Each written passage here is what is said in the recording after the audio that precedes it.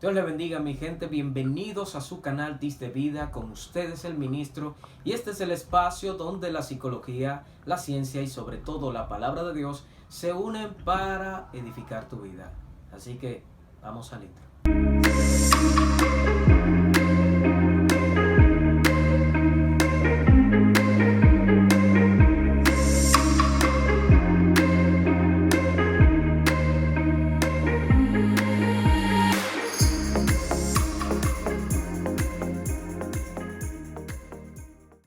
El don de lenguas. El don es la capacidad que Dios otorga al creyente para edificar la iglesia. A diferencia de la lengua, que es la capacidad que todos tenemos para poder comunicarnos de la mejor forma posible. Sí, yo sé que este tema, yo sé que muchos lo han hablado, este tema lo han tocado bastante, pero quisiera tocar este tema para aclarar algunas cosas. Cuando hablamos de la lengua, nos remontamos a lo que es Génesis capítulo 11, el episodio más famoso de la Biblia.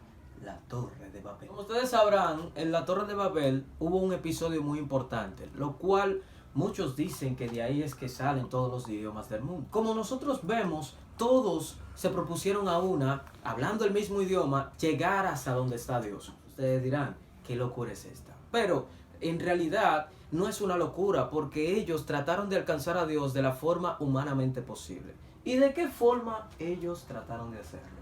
Es como esto. Queremos alcanzar a Dios.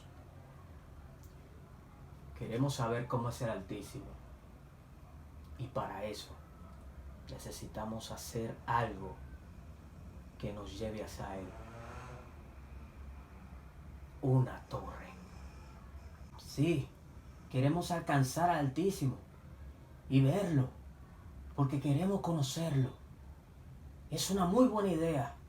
Reuniré a todos para así que todos alcancemos al Altísimo. Formaremos una torre para llegar y ver a Dios. Muchos sabemos la historia, que ellos trataron de alcanzar a Dios, construyeron la torre y todo eso. Entonces, como Dios vio la intención de ellos y su persistencia, Dios hizo lo siguiente: le cambió el lenguaje.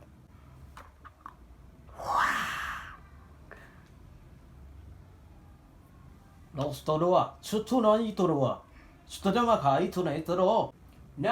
you understand. You understand.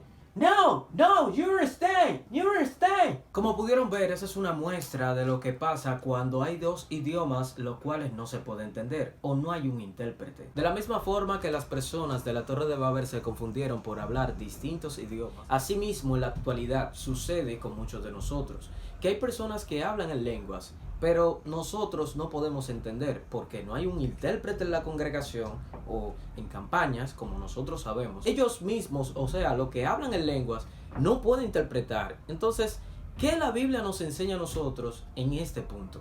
La palabra de Dios nos da ciertos principios en 1 Corintios 14, donde Pablo dice a la iglesia de Corintios, y nos enseña a nosotros también esos principios, de que si alguien va a hablar en lenguas y no hay un intérprete, y él no tiene la capacidad de interpretar dichas lenguas, lamentablemente esa persona no puede levantarse en la congregación, hablarla como si pudiera dar a entender lo que está diciendo, sino que la Biblia dice que nosotros debemos hablárnoslas para sí. Es decir, que no debemos de hablarla en público porque puede traer todo menos edificación. Otra cosa que si pasa que una persona está hablando en lenguas y no hay nadie que interprete y usted no la puede interpretar, y hay inconversos, llámese, personas que no conocen de Cristo, y usted empieza a hablar en lenguas y no hay una interpretación propia de dichas lenguas, el inconverso con toda su razón no podría decir que nosotros estamos locos, mi hermano. Por eso que nosotros no debemos de traer confusión, sino edificación a la hora de usar dichos dones, porque no perdemos la razón.